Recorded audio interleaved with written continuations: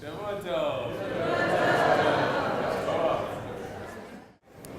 evening, everyone. Thank you so much for your heartfelt participation in that beautiful Havdalah service. Thank you, Rabbi.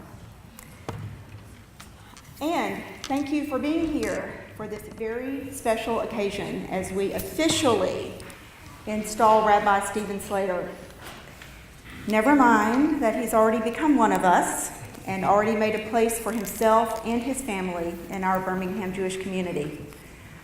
Never mind that he has been working hard since June and has probably already put in a year's worth of hours. We are very glad to have arrived at this moment.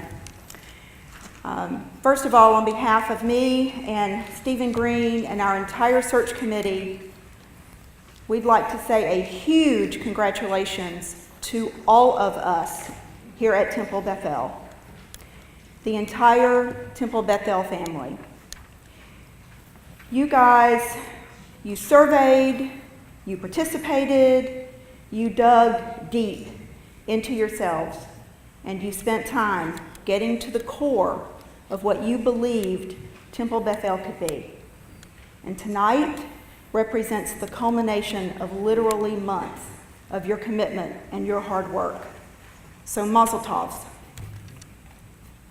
For those of you who have been with us during the various services this weekend, you've probably picked up on a common thread. Tefillah, prayer, davening, its structure, its importance, and its impact. The subject of prayer is very dear to our Rabbi's heart, and you'll be hearing more about that. As Rabbi Eben pointed out today, prayer is a creative act. It is something we do in the hopes of bringing about a desired outcome, both for ourselves and for others. Prayer helps us create our desired world. Rabbi, you'll be very happy to know that in our very first search committee meeting, we opened with prayer and we sought wisdom. In a while, you will hear from Rabbi Stephen about his hopes and his visions and his plans for Temple Beth-El. You'll hear from his heart what he prays for us, for our temple, and for our community. And we will charge him with his responsibilities. And in return, taking lessons from what we've learned this weekend, we as a community will hold him and his family in prayer. We will join with them to help create the world they desire, even as they work with us to create ours. And now is the time. Rabbi Stephen and Bethany, would you join us to say Shekianu?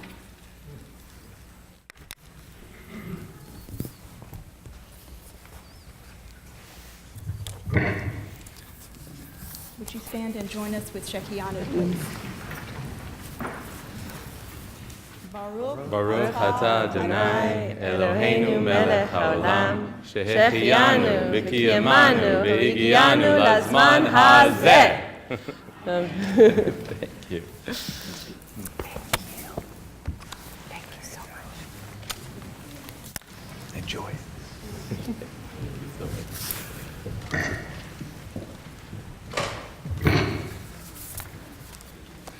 We're privileged this evening to be led in our installation service by Rabbi Eben Leader.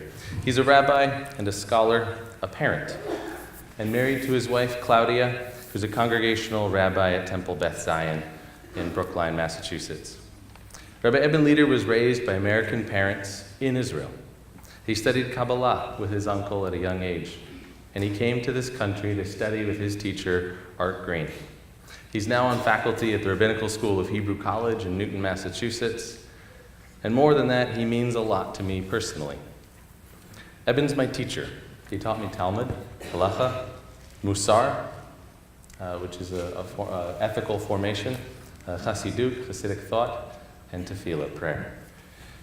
Each of his classes were always surprising. A peer actually described each class as mind-bending. I like that. But more than that, he taught Talmud and Torah in ways that were conceptual. and as a result, memorable, and that made the importance of the issues at hand clear to me. I want to tell a story to give you an idea of the kind of teacher that Eben is. When I was looking into rabbinical schools, I interviewed at JTS and Hebrew College, and my big question was, are the faculty going to be more than professors? Are they going to be teachers who understand me and have a vested interest in me and teaching me as a full person, as someone who'd be ready to lead a congregation at the end of this time? And that was actually harder to find than you might think. So I asked that question in my interviews. How much time will I see the faculty outside of class hours? And I actually got incorrect information at Hebrew College. So they told me on the spot, you won't see me. Art Green said that he was turning 70 and feeling like it was time for him to write some books and things. He said, sorry, I have other priorities. The head of the school answered and said, I don't think I really believe in the Rav-Talmid relationship that you're talking about. And she explained why, and I was like, oh, that's a bummer. And Eben punted, and he had a student answer. And so I left that interview day and called my dad and 2 other mentors in my life and told them, well, I'm into rabbinical school, but they're not accepting students, like personal students, someone that you would learn with, so I don't know what to do. But before I had actually left Boston, I don't know why, but Eben drove me away from the interview back down to the train station to head out. And he talked through, maybe he saw this was disappointing to me, he talked through that conversation and explained Art Green's reasons and where his priorities were in life. But more than that, we had a conversation where he answered my real question about the kind of formation that I needed. And he answered some of my important theological questions that I brought that day. And so upon reflection, later on, I realized, actually, there is a school that has someone who's ready to be a teacher in that way that I need right now. And before we left, he leaned over and he said, whether we have the chance to learn Torah together or not, I'm proud of you. And he gave me a kiss. And as I reflected on that, I thought, you know what? I'm going to that school. I'm going to study with that guy. Eben's an extraordinary leader of prayer, as you had the chance to experience today. He's an unusual person who's able to combine contemplative and ecstatic traditions of Jewish prayer. During our 5 years together, I spent the majority of my time, some 3.5 years actually, sitting with him in our weekly morning prayer and debriefing our experience as well, and learning from each other and the works of spiritual masters that came before us in the Jewish tradition. He's the reason, like I just said, that I went to Hebrew College, and also the reason that I maintain my motivation to complete the course of study. For me, he's a role model of what a spiritual rabbi can be. He's someone who I enjoy spending time with. And he's a man who seems to fill the ideal described in Mishlei, the Proverbs, of someone who speaks only the choice word in its season. So with no further ado, actually before we call up Eben, first a song.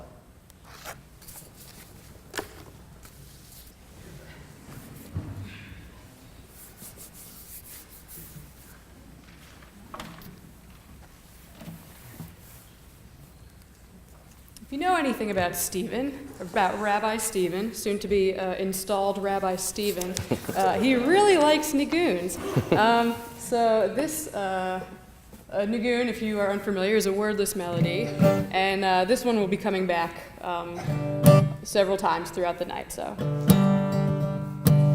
Ya la la la la la la ya la la la ya ya ya na na na ya ya.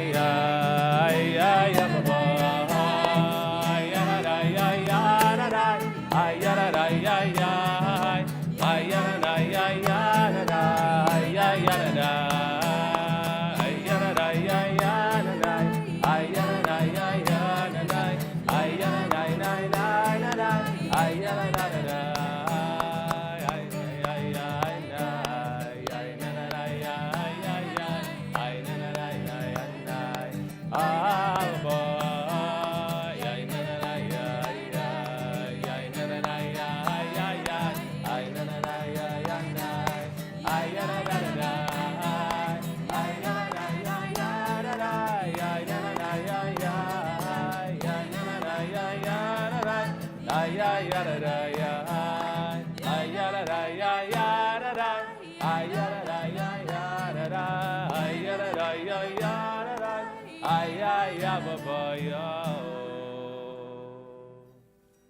you, Sarah. Evan, come on up.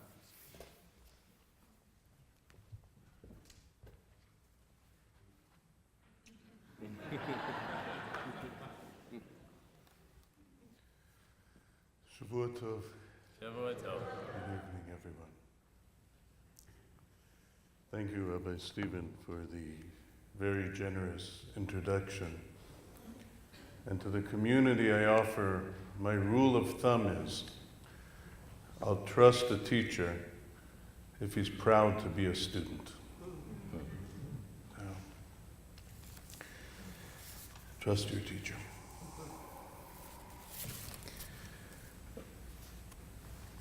I'm very proud to stand here today as a representative of the Rabbinical School of Hebrew College in which Rabbi Stephen was trained. I stand here as a representative of the faculty of the school that was founded by my teacher, Arthur Green, Rabbi Avram Yitzchak Green, who was himself a student of scholars that came to this country from Europe, of Alexander Altman, of Nachum Glasser, and of Abram Joshua Heschel. And back then, through the tradition that they brought to this country, from the scholarship and the knowledge and the devotion of the Judaism of the old country of Europe, which crossed the ocean with them and set root in this new country of America. I've been doing some Hebrew teaching this week in the synagogue, and I will do one more word, maybe two. The Hebrew word that we use for ordination, we actually don't have a term. We don't have an exact equivalent in Hebrew for the term ordination. The term we use is smicha, root samech mem chaf, lismoch. The etymology of that root, samach, means to lean upon something, and from that comes the meaning of to trust. Lismoch, as to trust. And the essence of a person becoming a rabbi is an act of trust, or two acts of trust, to be more precise. There is an act of trust from the teachers, from the people who come before, who trust this person to be the next link in the chain, to continue to take what was given to them, give it a new form in his or her life and pass it on. And there is a trust that is given from the people who come and say, we trust you to be a teacher to us. We trust you to uphold the vessel within which our community grows and flourishes. And to be a rabbi is to accept that double trust, that two-directional trust coming from both directions. And thus we call the ordination of rabbi trust. And although we at the school gave Rabbi Stephen smicha some 6 months ago, more, 8 months ago, in the sense that we ordained him, that was only half job. Because it was only one part. It was only one direction of the trust that he needed to receive in order to truly become a rabbi. And the second half of that trust, the true fulfillment of his smicha, of his ordination, happens this evening when the community comes together and says, we trust you to become our rabbi. And this was already a provision that was set in his ordination document, which, with your permission, I will read to you. I do not know if don't think it has been read to this community. It is in Hebrew and in English. I will read the English version. We, the faculty of the Rabbinical School of Hebrew College, give faithful testimony that our student, Stephen Edward Slater, has been a devoted participant in our house of learning and has completed his required course of study for rabbinic ordination. During his years here, he has been eager and diligent in the study of Torah, in prayer and in service, and has studied Jewish thought and Jewish practice, searching for meaning, both revealed and hidden. The Torah of the Blessed Holy One is his desire, and he has been steadfast in making that Torah his own. Amid a circle of listening companions, he has opened heart and ear to the 70 facets of Torah, to study and to teach, to keep and to fulfill, to draw the hearts of Israel near, so that each individual might find his or her own path in Torah. Therefore, he shall be called Rabbi. We have ordained him to take upon himself the service of the rabbinate. We attest that he is fit and prepared to stand before a community. And may that community rely upon him as we have in ordaining him. And may blessings of goodness come upon them. And so today we reach that last line of your ordination document, in which the community says, we put our trust in you. And as the community is about to do that, I want to offer you as a Birkat HaDerech, as a blessing for the road,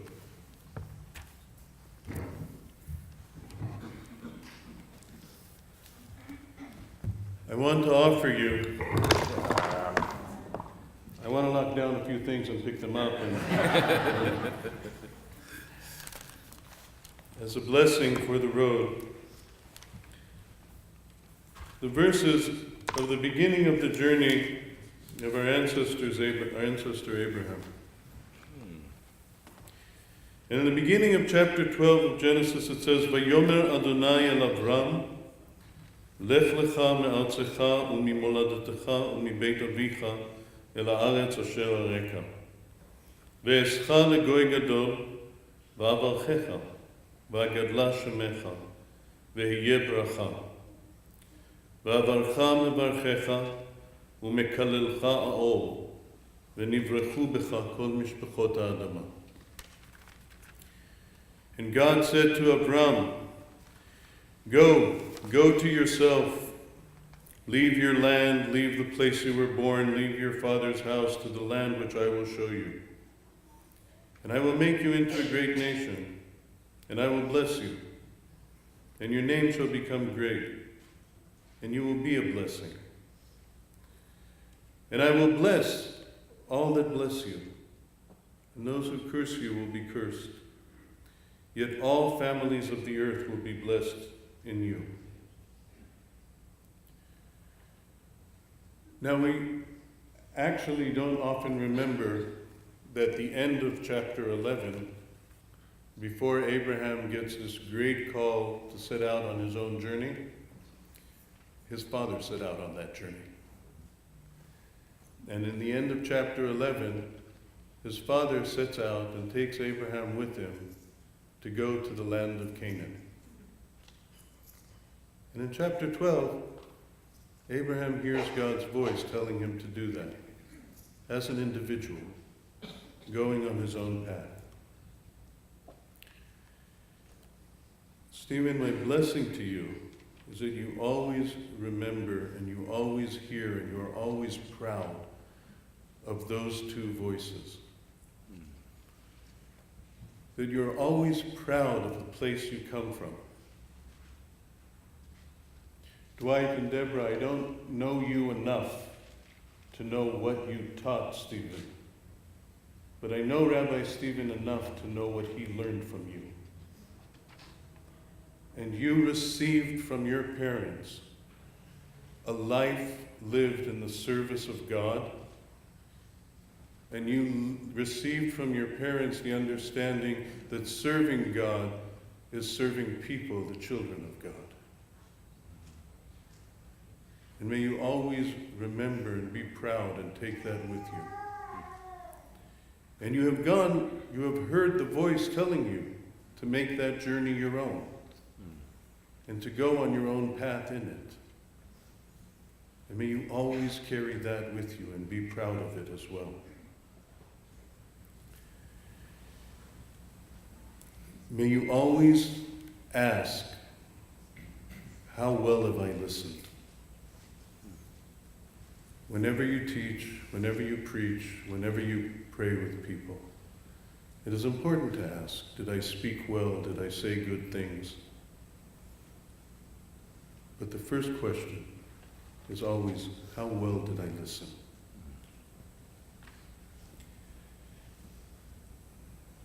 I'm going to remind you of something that often we remind women, but I want to say it to you man to man.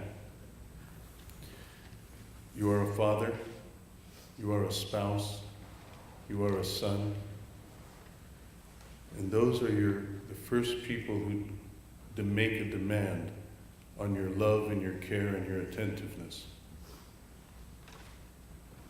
And if you can't be there for them, you can't be there for anyone. So always be and allow the love and the care and the attentiveness that you give to those who are closest to you to be a source of growth for the love and care and the attentiveness that you give everyone that you serve at all times. The Jewish people need you.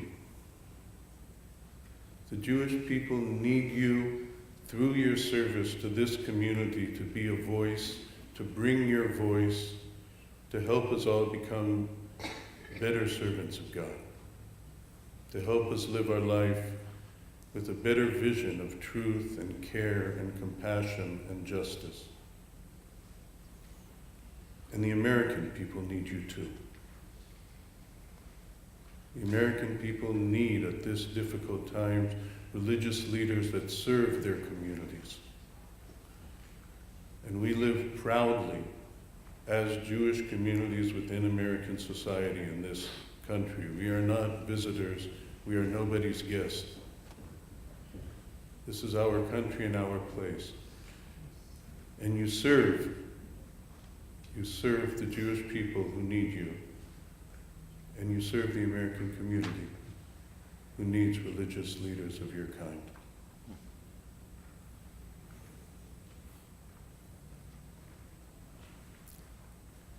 And may you grow in strength and understanding and compassion throughout every day of your service. I now pass over to the community to speak to Stephen. Thank you, Rabbi Eben. Rabbi Eben has taught us that a rabbi's installation is much more than just the installation of our new rabbi.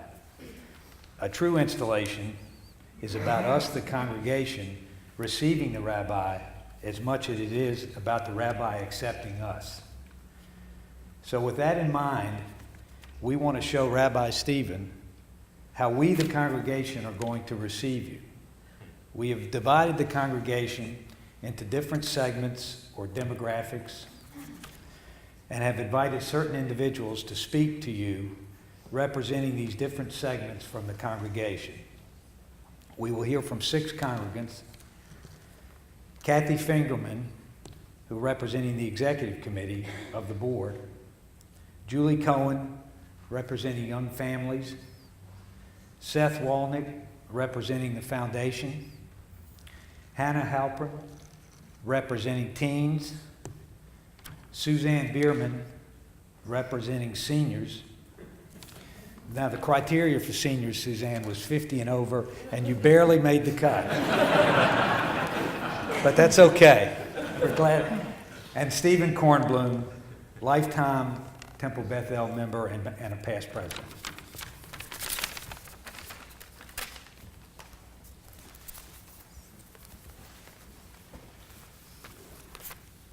Listen. When Rabbi Stephen arrived at Temple Beth-El, he embarked on a series of meet and greets. I went to one of the very first sessions. Rabbi sat down, took out a notepad, started asking questions and taking notes. He turned the meet and greets into a listening tour. We Jews are a people for whom hearing and listening is paramount. Our major call to prayer starts, "Hear, O Israel." Rabbi Stephen has added new dimensions of hearing to Temple Beth-El. The sound of beautifully sung prayers, the sound of children at our services, the swelling sounds of more people becoming part of our community. Listen, and you can hear. I serve on the executive board with Dan Weinrib, Ron Levitt, Naomi Ivker, Stephen Altman, and Naomi Kipp. We all bring different perspectives, backgrounds, and points of view. May we follow Rabbi's example and really hear each other's voices and the voices of the Temple Beth-El family so we can represent each and every member. Listening to our members will foster an atmosphere of respect and love. Rabbi Jonathan Sachs says, there is something profoundly spiritual about listening. Crowds are moved by great speakers, but lives are changed by great listeners. Thank you, Rabbi Stephen, for teaching us how to listen, now and in the future. My greatest hope for our board of directors is that with Rabbi Stephen's mentoring, we bless each other with our ears, our minds, and our hearts to become leaders through listening.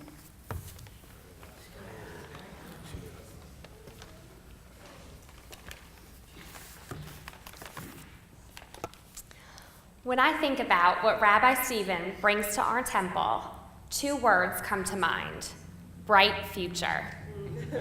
I have never been so excited about the future of our temple. I used to look around at services and other temple events with so many questions and worries about what the future of Temple Beth-El would look like for my family. Jewish moms are great at worrying. Why not worry about how many other kids would be in my child's religious school class before my child was even born? Now, and yes, I do have an almost 2-year-old Asher, so I'm allowed to legitimately worry about these things. I look around with excitement and enthusiasm about what the future of Temple Beth-El holds for my family and other young families. Recently, Rabbi Stephen and Bethany graciously had us over to their home along with some other families.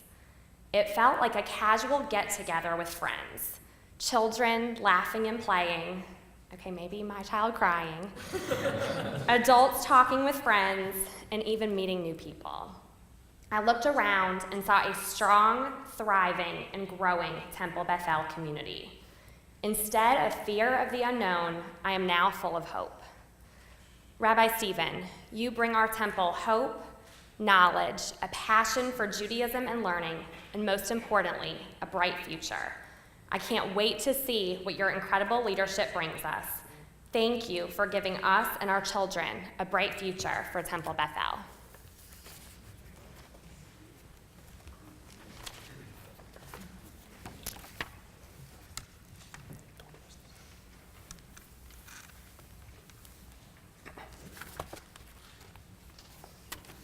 I believe that it is b'sheret that Rabbi Stephen and Bethany found our shul, and we have found them in this moment. The calling to the rabbinate takes a certain type of special person, a special type of family. And from the beginning, Rabbi Stephen has shown us that he genuinely is one of those special people. One thing that I've come to admire is his thoughtful choice of words, because words matter and have power. We learn this in the beginning of the Torah, in Breshit, when Hashem creates.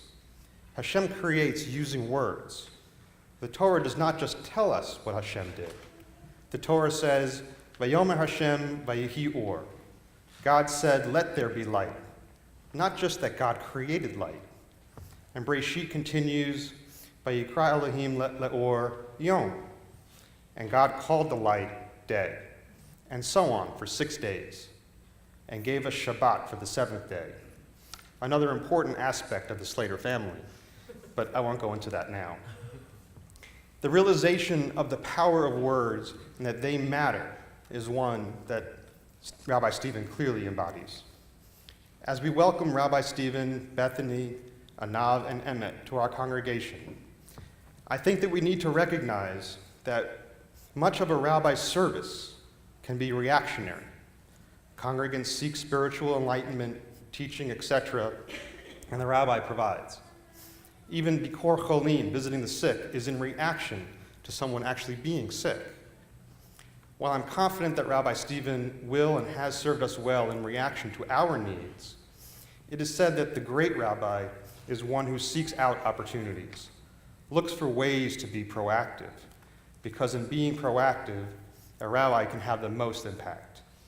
The proactive rabbi is one who fosters unity amongst the community, both within the congregation and the community at large, and promotes Jewish identity and pride. The proactive rabbi can come to a new congregation, take a step back, and really see what is needed, and then motivate and mobilize the community to tikkun olam, building a better, more loving and caring world.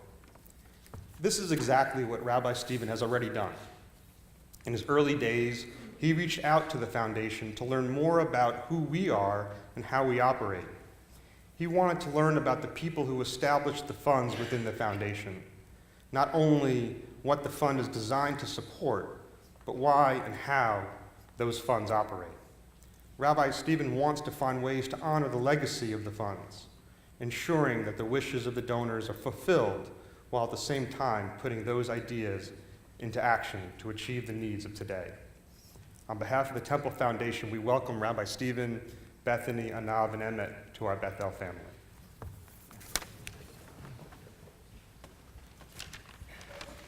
Hi everyone, I'm Hannah Halpern. You're probably all wondering why I have this funky makeup on and funky hair. Well, I just came from a dance competition, so just wanted to let you know. So when the Temple Beth-El was searching for a new rabbi, I thought to myself, oh, it's just another rabbi who won't get to know me personally and cared about every other age group except for teens. When we hired Rabbi Stephen, I said to myself, oh my gosh, we picked a good one. Not just because his wife has a beautiful voice and his kids are adorable, but because I personally got to know the rabbi and he made an effort to get to know me and my family. Soon after we hired Rabbi Stephen, he asked me what would make this year's confirmation class memorable and engaging. I went on and on about all these different topics that intrigued me as a teen, but the good rabbi that he is, he heard me out, which past rabbis never really did. So when the first confirmation class began, we hit the ground running. The whole class was putting forth effort into the conversation, and we ended up having a good time. After the first confirmation class, I realized that not only was he relatable and caring, he was cool, which is a very important factor if you want the attention of teens. How many teens get to say their rabbi comes over to their house to watch the Alabama football game and put up with my dad screaming during the games? I do, and that's pretty cool. So Rabbi, thank you for all that you do for the confirmation class, and I'm proud to call you my rabbi. And roll tide.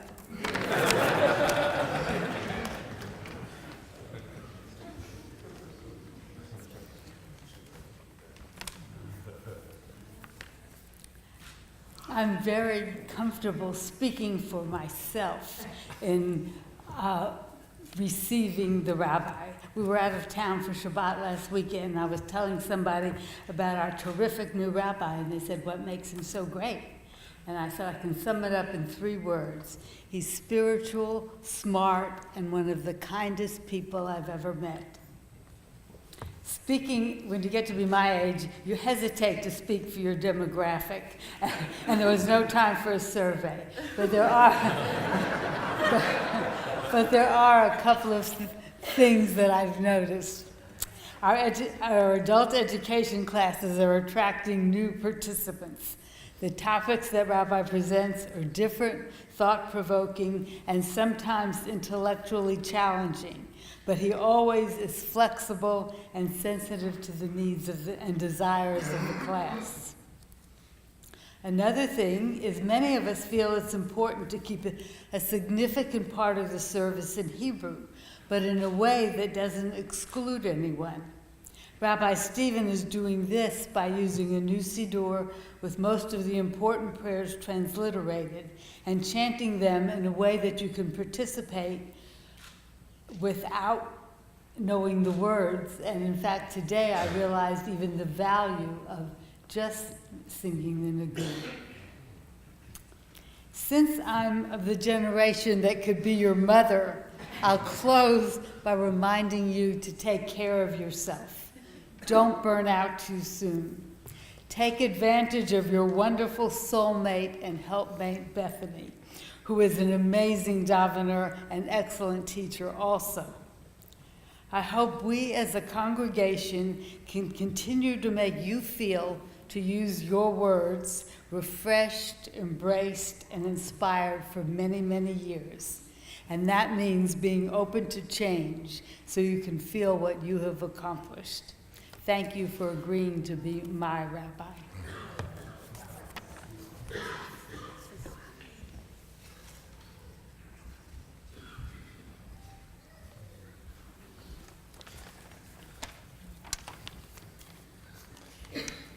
What do we want from a rabbi at Temple Beth-El? Generally, someone who can meet the needs of our long-term members while also attracting new members.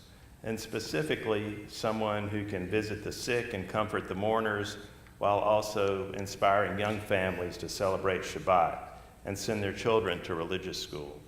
Someone who can educate adult learners and inspire the curiosity of teenagers. And someone who can sing and deliver a meaningful Devar Torah. Someone who can infuse our synagogue with warmth and community. If you think of a word cloud to describe our perfect candidate, these terms might be included: sincere, warm, curious, inspirational, visionary, teacher, singer, leader. I think our word cloud has rained upon us a remarkable and wonderful rabbi, and I'm delighted that he and Bethany are here. But as Rabbi Eben said, it takes two to tango. Maybe we have found what we want in a rabbi, but has the rabbi found what he wants in Temple Beth-El? What do we offer the rabbi? How can we ensure that this is the place he wants to call home and raise his family? Rabbi Stephen has a vision that Temple Beth-El will be a sacred community centered upon relationships that transform us, individually and communally. That Temple Beth-El will be more than an engaging rabbi. It will be a true community of people who care for and about each other, who can inspire each other to be our best selves, and who can do the mitzvah of Tikkun Olam in Birmingham and beyond. It's clear to me that we are and have always been a warm and welcoming congregation. So as we officially welcome Rabbi and Bethany, please remember that we are on a sacred journey whose power and meaning can best be realized if we all participate together.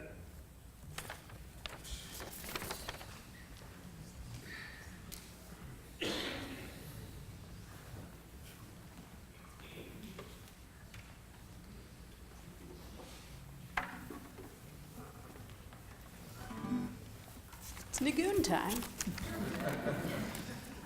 Wow, thank you all. Yeah, la, la, la, la, la, la.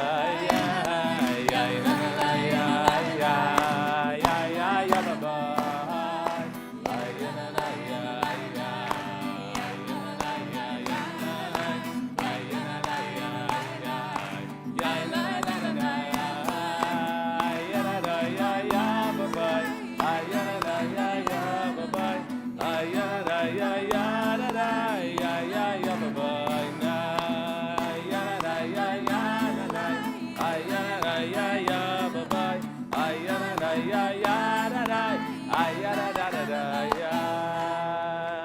keep going.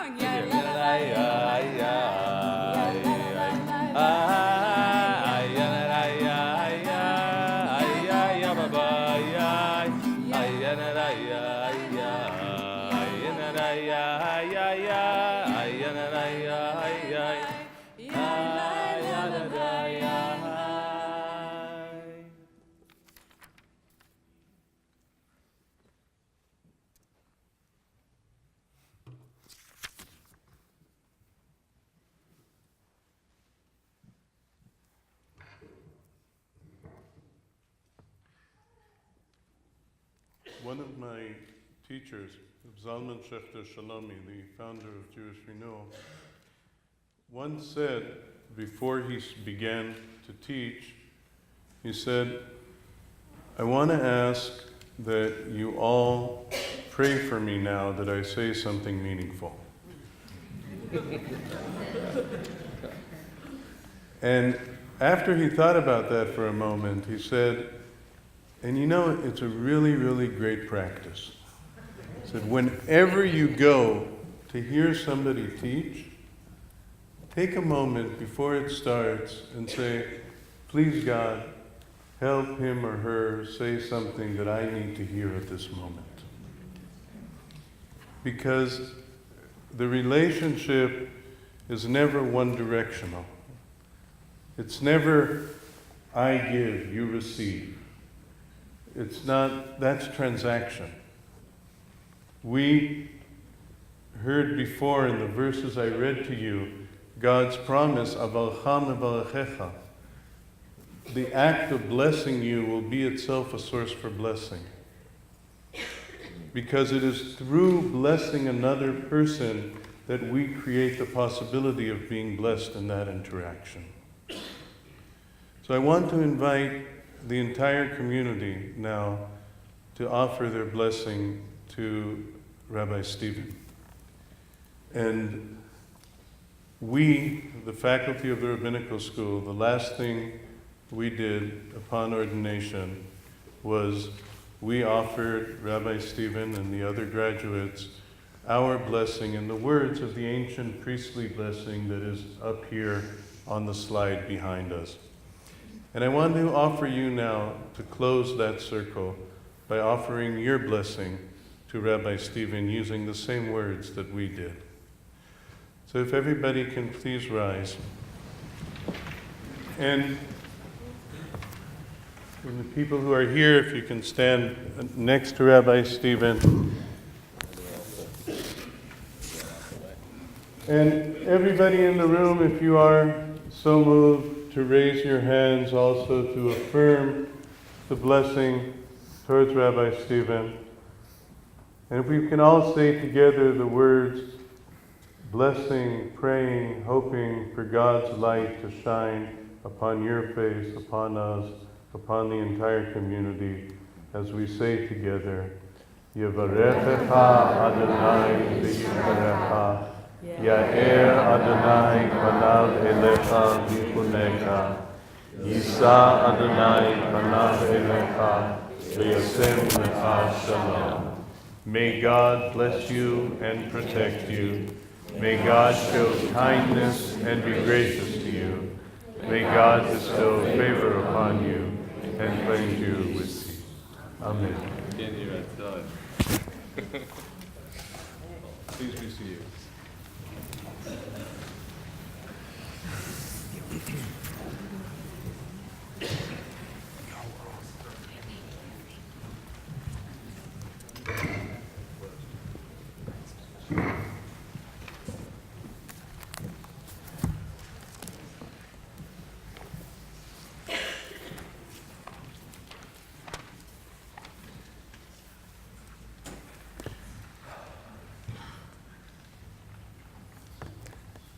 So that's entirely overwhelming.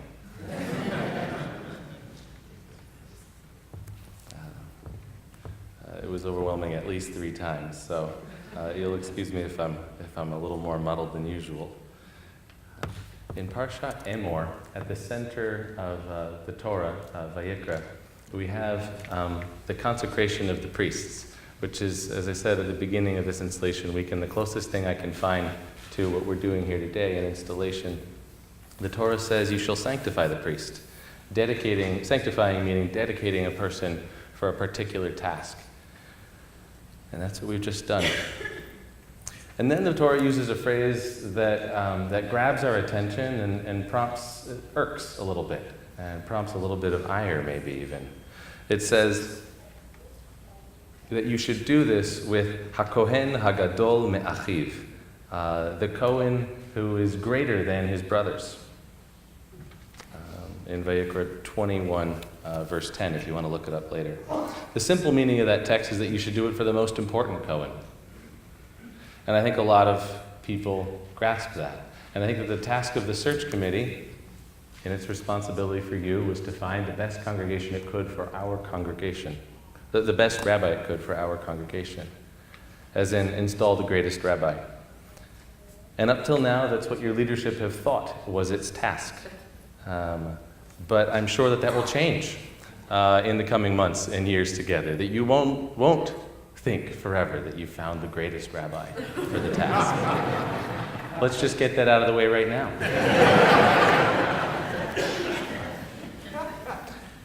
And I think there's more in the pasuk as well. There's something here about leadership that is more than getting the best, the next best thing. If you read the phrase the way that the Sfat Emet, my favorite Hasidic commentator, reads it, and he's following the Sifra in doing this, he reads the phrase as meaning the one who is great from his brothers. What he's doing is reading hyper-literally. He says, Gadol me'echav, me meaning not greater than, but great from his brothers, echav. That's a stunning reversal of the pshat of the Torah. I like this interpretation a lot because it points to something essential about leadership in general and especially about religious leadership, such as being a rabbi. According to the Torah, the priest, under the interpretation of the Sfat Emet, the priest draws his greatness from his brothers. And as the Sfat Emet handled that, for him the priest was obviously the Rebbe, the leader of a Hasidic community. And what the Sfat Emet was intending by that is that our spiritual leader draws their greatness from those who actually follow. And it leads me to the insight that a rabbi is only as great as his students are able to make him or her. The secret of a leader's greatness is not exclusively their personal development. It's not their knowledge or capabilities, but it's the development of those with whom that leader has influence. If we at Beth-El are going to do something important here in Birmingham, Alabama, then it will depend on each one of us. This reading of the Torah takes the emphasis off of the individual high priest, and it places it on the entire congregation. So too, I want us here tonight to take heart that if I succeed, it's because of how you, the congregation, respond. And if I fail, well, that reflects on you too.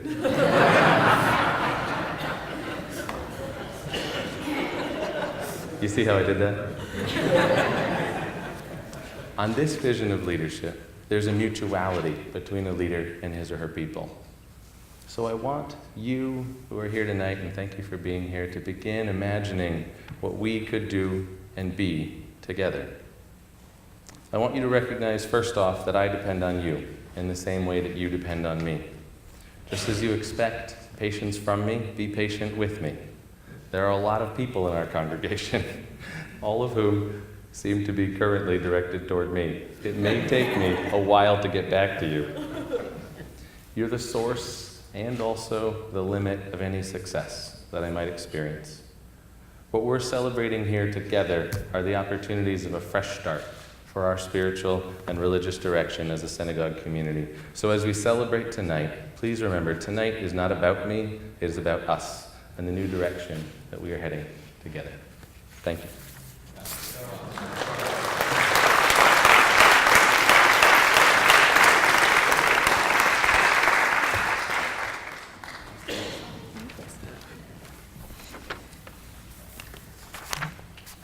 Hello again, everybody.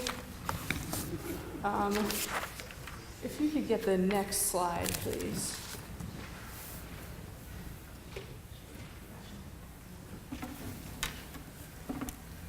So before I sing a song to Rabbi Stephen, I would like to also say a few words that are hopefully kind words, because in a little while you're going to see me say some really terrible things in the roast next door. And they're going to be, I've already updated my resume, so it's okay. But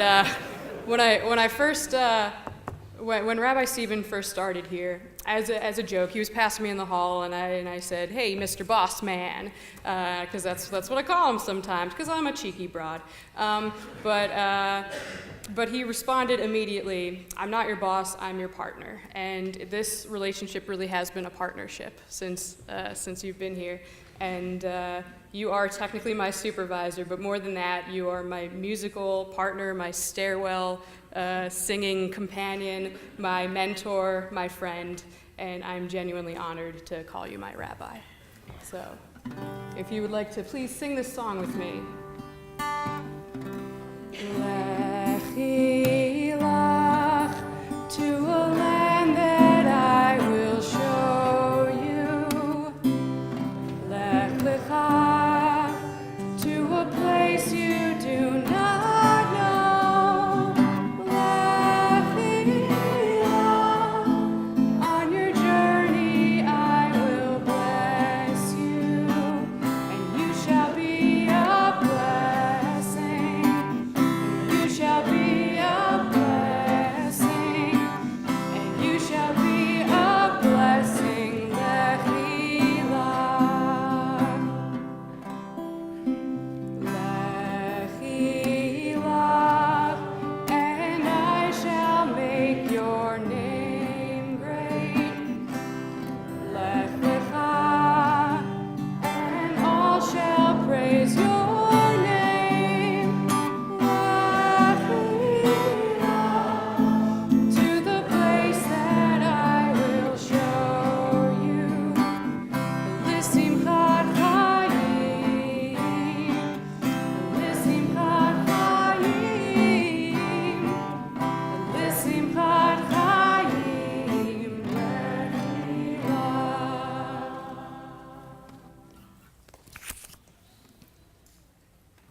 Oh, I'm not doing a nigun now, I guess. So later.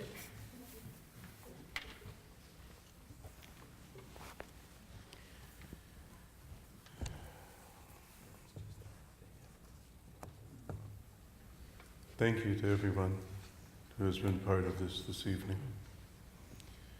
If you can, let us rise for a final prayer.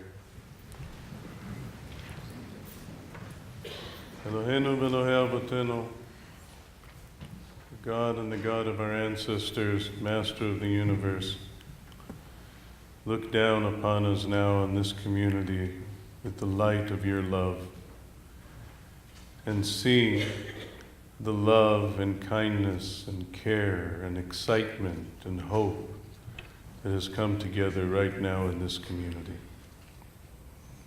And may that love and excitement and hope be a seed that we are planting now at this moment. And may it grow in the light of your face. May it grow to allow this community to grow, to open to each other with greater compassion, greater understanding, greater love, to open their hearts to the teachings of the rabbi they have chosen, to open the rabbi's heart to the teachings that the community is offering, that they may all grow together to serve you in truth and in honesty and in justice, that this world may be a better place, that through our love and care and attentiveness for each other in this community, this world becomes what it can be, together with all of the people of Israel and all the people of this country, as we all live together in your light. And let us say, Amen. Siman Tov, Mazal Tov, Mazal Tov, Siman Tov.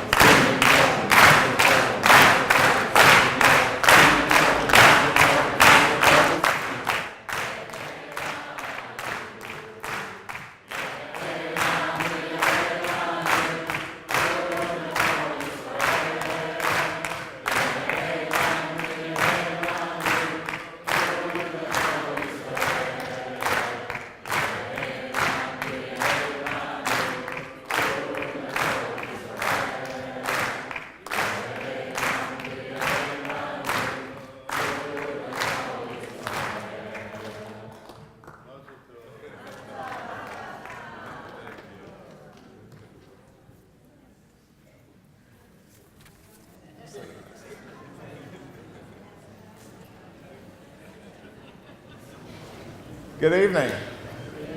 Shalom, y'all. What another great looking crowd. And y'all are here despite the weather. We're here because we are honored to have Rabbi and Bethany here, welcoming them in our community as one of our own. And I cannot thank all of you enough for showing up. I also want to thank everyone who are not with us physically, but are with us in spirit and through the live stream. So I want to say shalom to y'all as well. This program came together beautifully this weekend. Let's give a huge round of applause for Steve and Glennis.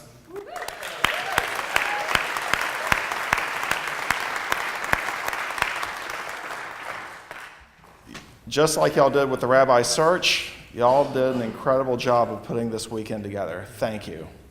You had an incredible team, and I thank them as well. You had scores of volunteers who made this happen. It really does take a village to run this shul, and it took a neighborhood to put this beautiful weekend together. This program has been made possible by the generous support of many people, and they cover all their names put together. I'm not going to read them all out, but they literally cover literally our English alphabet.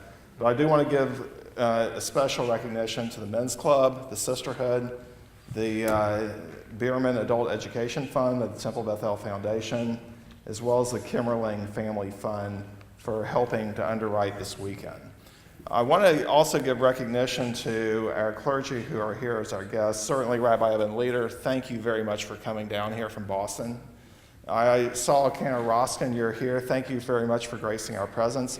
And we also have some other folks here who represent their faith community. Would you please stand up if you are here as a member of the clergy?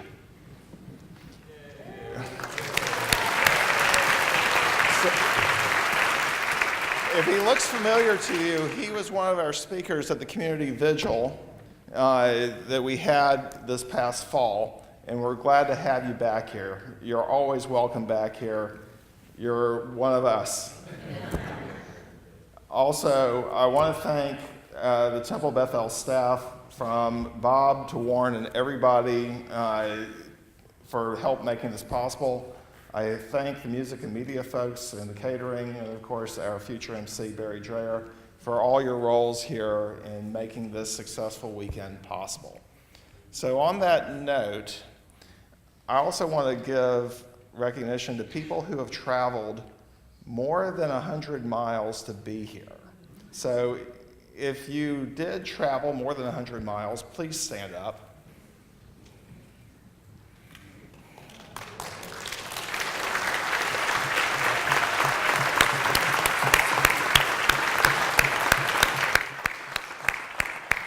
Thank you. All right, on that note, I understand that we have a party.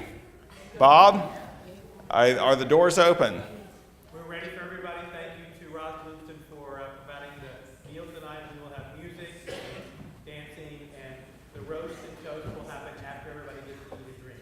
So join us in the Village Cultural Center, and thank you for being here. Thank you for being here, everyone.